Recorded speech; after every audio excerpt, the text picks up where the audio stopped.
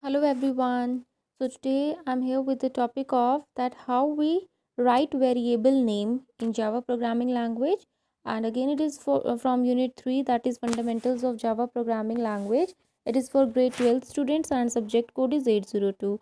So in the previous video we have discussed about that how many types of variables are there and how we use them. So now how we write these variables. So variable names can be in alphabetic character, like you can write A, B, C or any alphabetic character you can write as a variable name. After that, an underscore or a dollar sign also you can use. However, convention is to begin a variable name with the letter. It means that if you begin your variable name with the letter, for example you write int data is equals to 50. So here data is a variable name.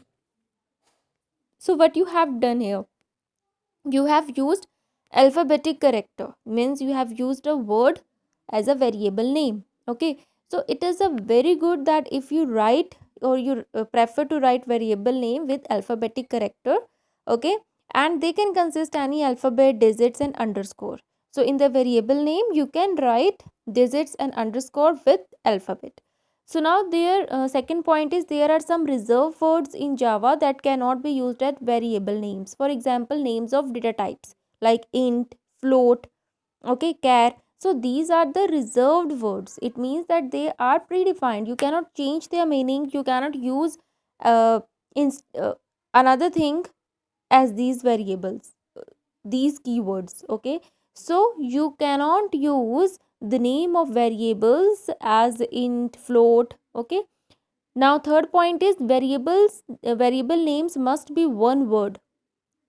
Means for example int data is equals to 50.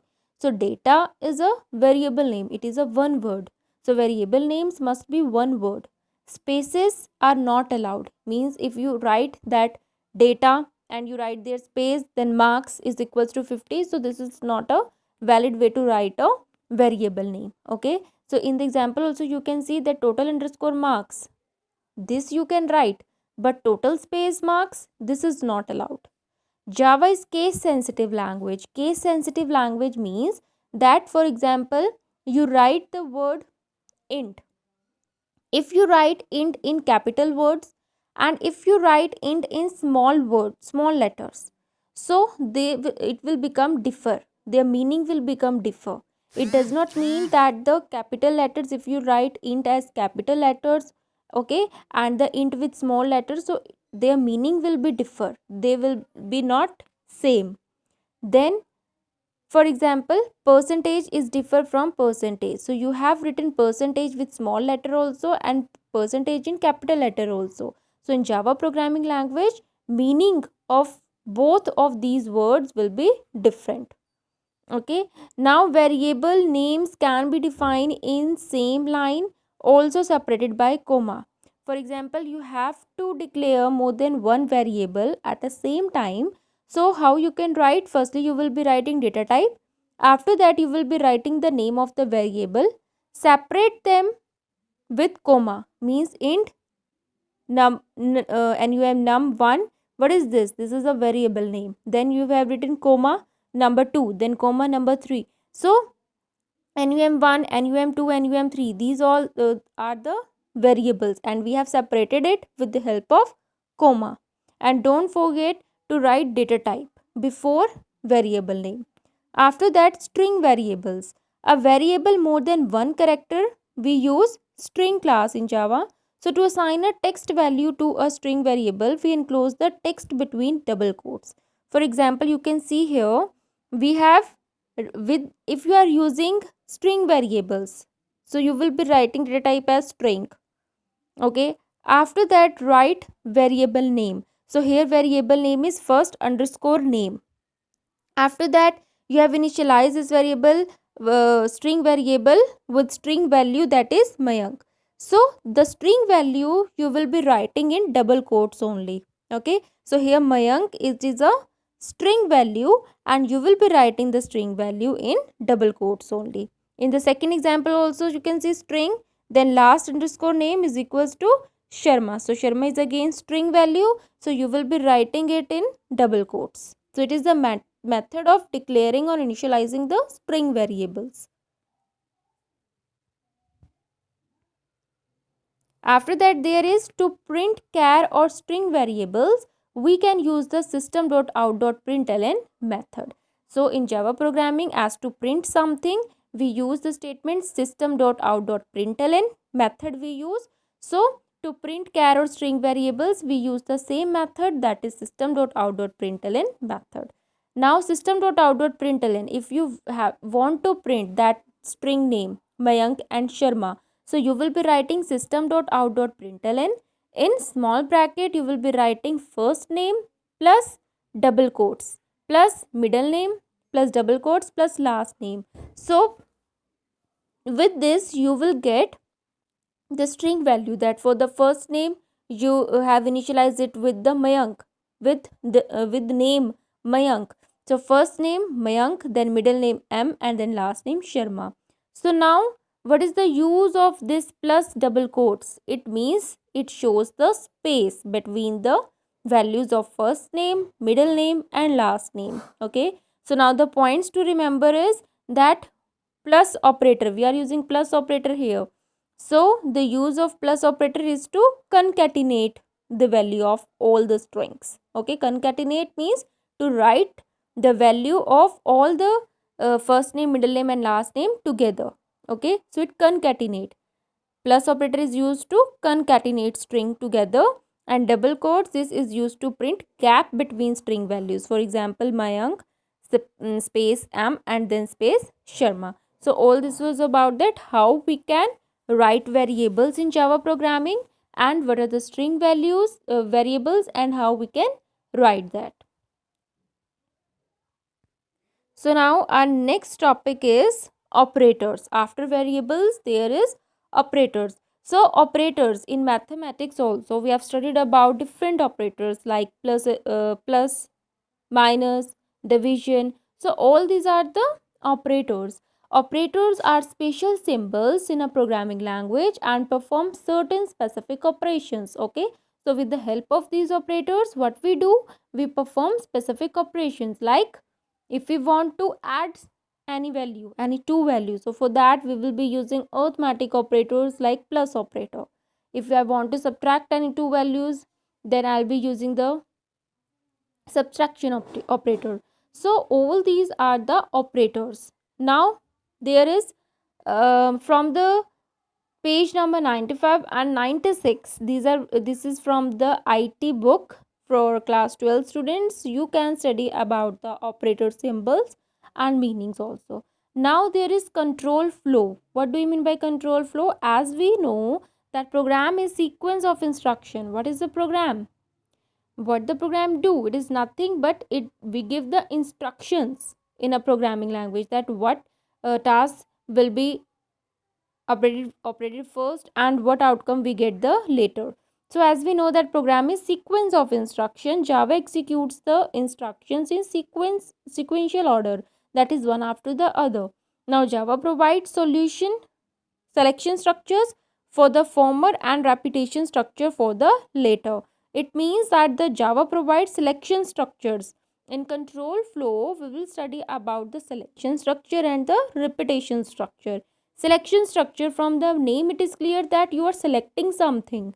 From two things you are selecting something, or more than two things you are selecting something. That's why we call it selection structure. And repetition structure means that anything which is going to repeat and repeat again and again till it fulfill the required condition. Okay, so it is the difference between selection and repetition, that selection is to select one thing out of more than one statements. Okay, and repetition is that one step is going to repeat again and again until it fulfill the required condition. Okay, so firstly we will study about selection structure in the control flow. So now for this, consider an example that you will carry an umbrella only when it is raining outside, otherwise not. So it is very clear that in which situation you carry umbrella with you. you can carry umbrella with you. Either it is raining or it is a very sunny day, you will be carrying umbrella with you. So in this example, I'm considering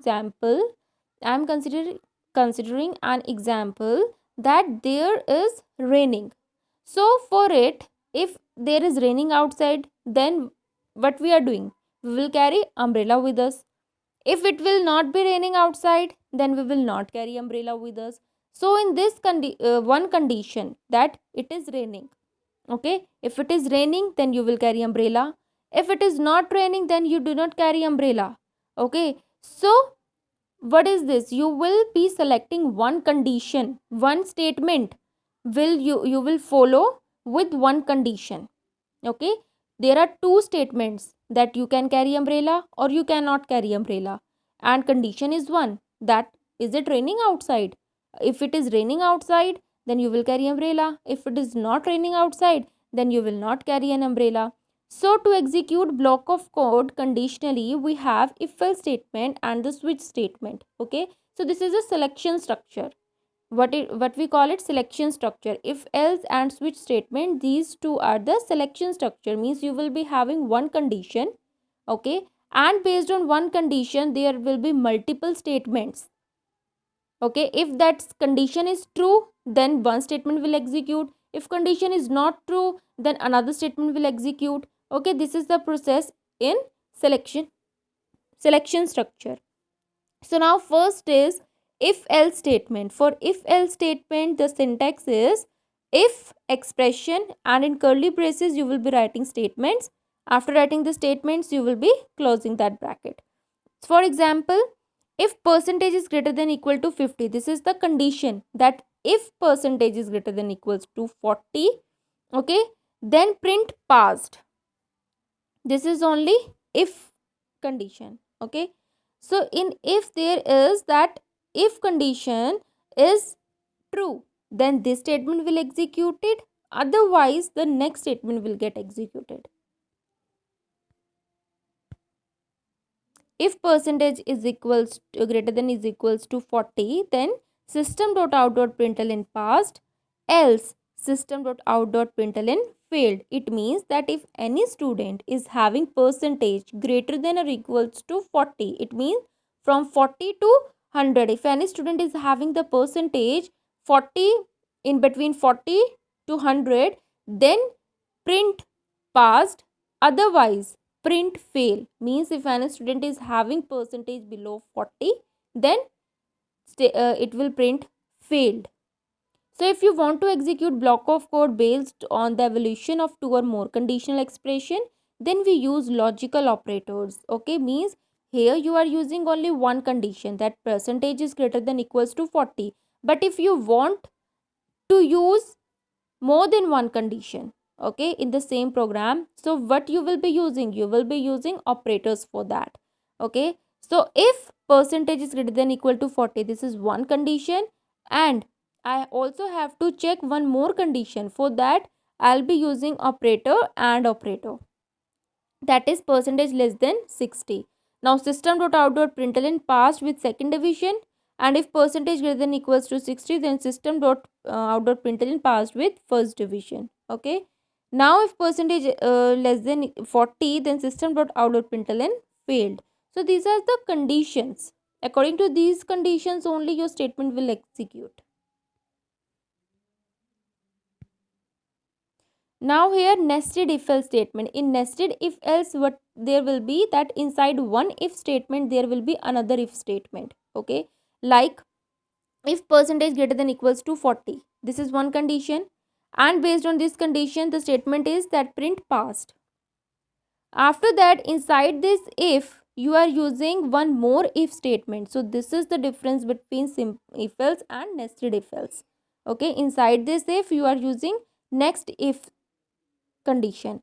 After that, in this if, there is system.out.println with distinction and else this. Okay, so this is all about if else and nested if statement. In the next video, I'll be there with switch statement. Till then, have a nice day. Thank you and keep learning.